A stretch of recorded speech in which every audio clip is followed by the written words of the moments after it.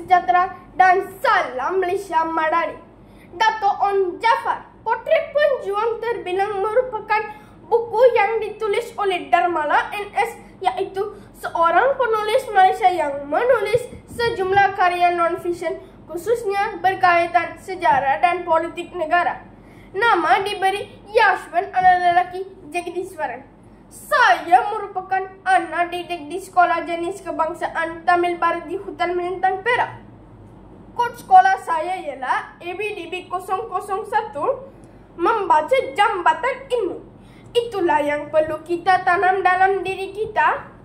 Di tangan saya ini ialah buku Dato' On Jaafar, Potret Penjuang terbilang yang dihasilkan oleh penulis Malaysia yang banyak mengupas prinsip dan pendekatan kepimpinan tokoh-tokoh di Malaysia. Buku ini diterbitkan pada tahun 2006 oleh Tinggiris Library. Buku ini juga mempunyai 206 muka surat yang merupakan biografi ringkas mengenai perjalanan politik Dato' On Jaafar dari tahun 1930 hingga 1950. Ayo, fokuskan minda anda sebentar untuk mengikuti sejarah dan perjalanan tokoh negara yaitu Dato' On Jaafar. Nama penuh diberi ialah Dato' On bin Jaafar. Beliau lahir pada 12 Februari 1895 dan wafat pada tarikh 19 Januari 1962. Beliau lahir di Batu Pahat, Johor. Beliau merupakan anak kepada Jaafar bin Haji Muhammad yang merupakan Menteri Besar Johor pertama Johor. Semasa zaman awal, beliau Dato' On Jaafar dibesarkan dalam keluarga kerabat Johor dan mula berkhidmat sebagai pegawai negeri dan wartawan. Pada peringkat awal, beliau kembali bertugas sebagai kerani dan pegawai JMF Johor Military Force. Kemudian memulakan kerjaya sebagai wartawan untuk Warta Malaya dan Lembaga Malaya.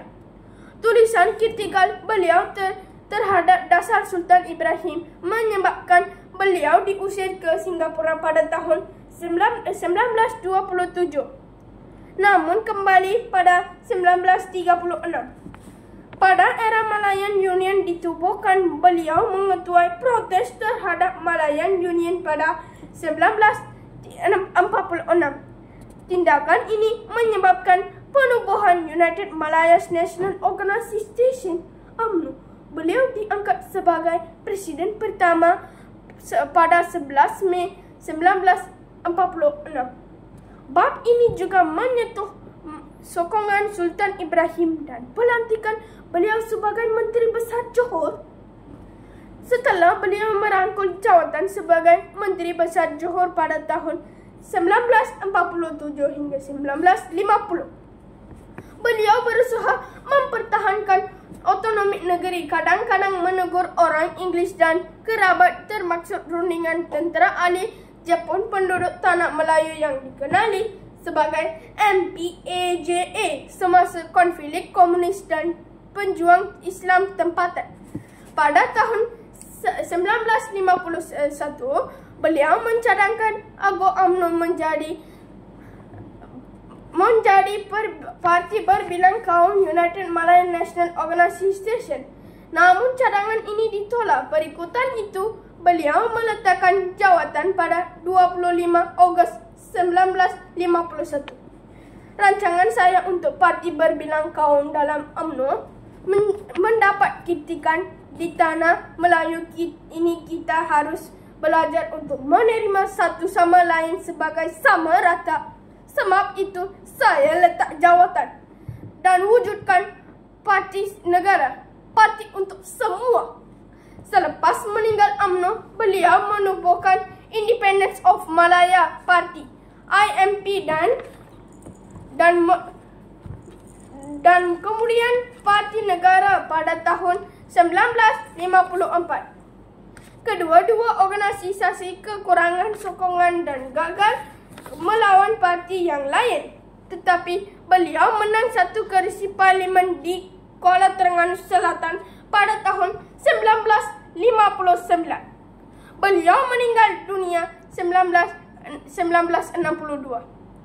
dengan meninggal legasi penting sebagai pelopor nasionalisme kaum pragmatik dan demokratik inklusif. Kesimpulan yang kita dapat daripada buku ini ialah gambaran biografi yang padat mengenai perjuangan dan prinsip Dato' On dari kejayaan awal hingga akhir hanya dengan fokus pada aspek inklusif dan nasionalisme kaum. Ia menggambarkan beliau sebagai pejuang yang progresif di tengah arus politik yang berpusatkan kaum pada era para merdeka. Sekian, terima kasih.